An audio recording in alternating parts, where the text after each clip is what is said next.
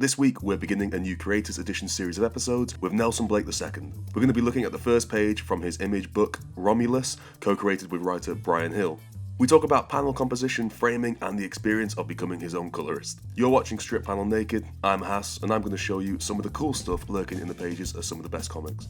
So on this very first page, we can already start to see that the book has a clear visual language. There's these simple panels with a single focus in each. Nelson, was that a clear design of the book from the start, or was that something you brought to it after scripting? From a nuts and bolts standpoint, the way that I compose and design panels is that the content of the individual panels should be informational in a storytelling and symbolic sense. When I'm drawing her hands holding the sword or holding the gun, I draw her hands softer and smaller in proportion, so that in conjunction with seeing the baby and seeing the girl's face and seeing, good old-fashioned Norman Rockwell, Andrew Loomis child proportions on the face. Yep.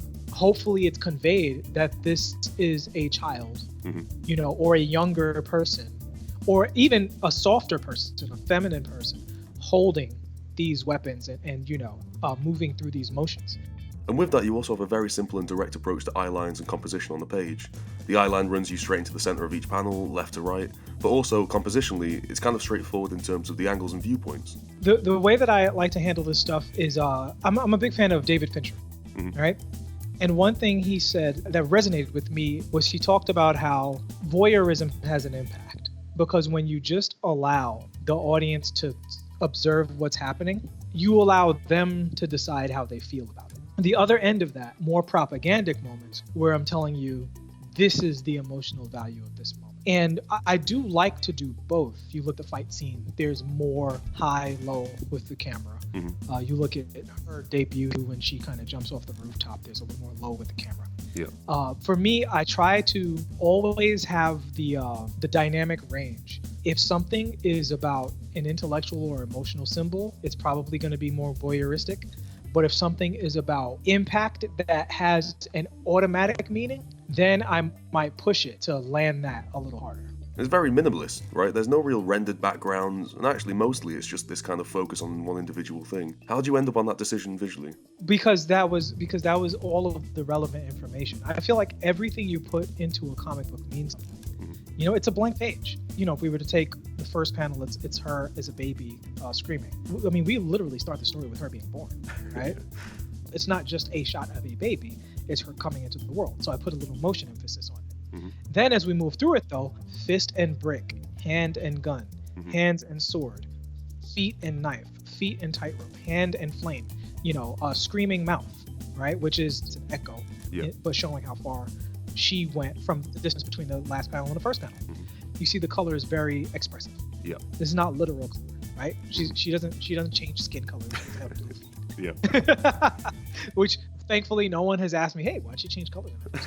This is the other thing, right? Is if I put a background in there, then people have to wonder whether or not it's literal. And having the symbols there naked by themselves gives me the room to draw the line between when you see a bunch of background and you see two characters speaking to each other, you know that this is literal. And we're going to like this less expressively. We're going to color this less expressively than when something is subjective, which is in her head, it's in her memory. So essentially, take away the backgrounds, limit the information, and you're striving for something closer to, say, like iconography rather than a heavily rendered image. Absolutely. And the iconography, and iconography is the word, right? Because, these things are all almost advertisements for what they are if you were going to advertise such things. And it's because that's what's important to her, and by transitive properties, that's what's important to the reader. And you mentioned to me while we were planning this episode that you only coloured this because you guys couldn't afford a colourist on the book, and you've never actually coloured before. And this page is chock-a-block full of colour, right? And it's clearly not realistic in its approach to the colour. How much of this design comes before you start drawing, and how much of it comes when you actually sit down to colour it? Now, after colouring the first, few issues, now I gained the ability to see color before I start drawing. Before doing this, I had only colored individual pieces in a few covers. I had never colored interior pages, and I do think the work of coloring interior pages is totally different than illustration cover. Both from a nuts and bolts standpoint and conceptual. So the irony of me coloring this book is that the color ambition was very high in terms of the role that color needs to play in the story, right? Because our story is simultaneously very linear and easy to understand on one sense, but then has room for a little bit of poetry on the other sense. But if you color it literally, you lose that poetic aspect, and you're just doing an action story. And green and red as colours come into this book quite a lot, and we'll see more of that in future episodes. And you can see it here on this page too, as it kind of transitions from this green to burgundy to red. Well, throughout the book, I always wanted the red to pop and be over the top and exaggerated. And this does two things. It makes the violence play in a certain way, but it also, I feel like it takes some of the edge off so that we can have the content without having the context be too heavy. In the first 10 pages, a lot of people die. Right? Some of them are killed by children and some of them are children. But if you do that a certain way, it can feel like a real bummer of a book. But at the end of the day, this is also a book where issues are resolved with flip kicks. Not flip kicks and sword fights in a way that we want to regret the flip kick or the sword fight. We want you to enjoy it. We don't want you to enjoy it over the top in a Mortal Kombat kind of way. But, you know, we do want the action scenes to be somewhat cathartic and somewhat something that people who like action would like and enjoy and stuff like that. And so, you know, and we do play with the, you know, the line between violence and action. So red has a role in that sense. Now, all of the other colors in the book are very much based in either character or mythology. Now, I try to do this as, you know, organically as possible so that it's not like, whoa, the walls change color. It's, you know, it's not as quite as ham-handed, hopefully, not quite as ham-fisted as that.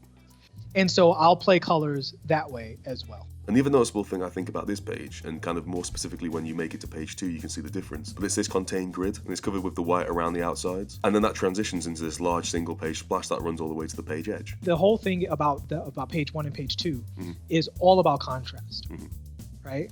It's about rhythmic contrast because you go from 9 panels to 1 panel. It's about contrast of information because you go from no backgrounds to having backgrounds. And you go from seeing her full body almost full body as a baby to seeing her full body as an adolescent. So it's all about transition and rhythm is a lot of that. And that's the first page of Romulus by Nelson Blake II and Bryan Hill, and published by Image Comics. Big thanks to Nelson for chatting through some of his process and work on that page. And we'll be joining Nelson again for the second part of his Creators Edition episode, where we're going to take a look at the big hero reveal page later on in the comic. Thanks for watching. If you're a fan of Strip Panel Naked, we'd love you to check out and support our Patreon at patreon.com/strippanelnaked, where you get access to reading lists, extra articles, more content from these creators' editions, and pages and pages and pages of annotated comics. You can also follow me at HassanOE on Twitter, where I do more comics talk and analysis for things I'm reading that week. And please hit subscribe to keep up to date with every new episode of the show, but we'll see you next time, next weekend.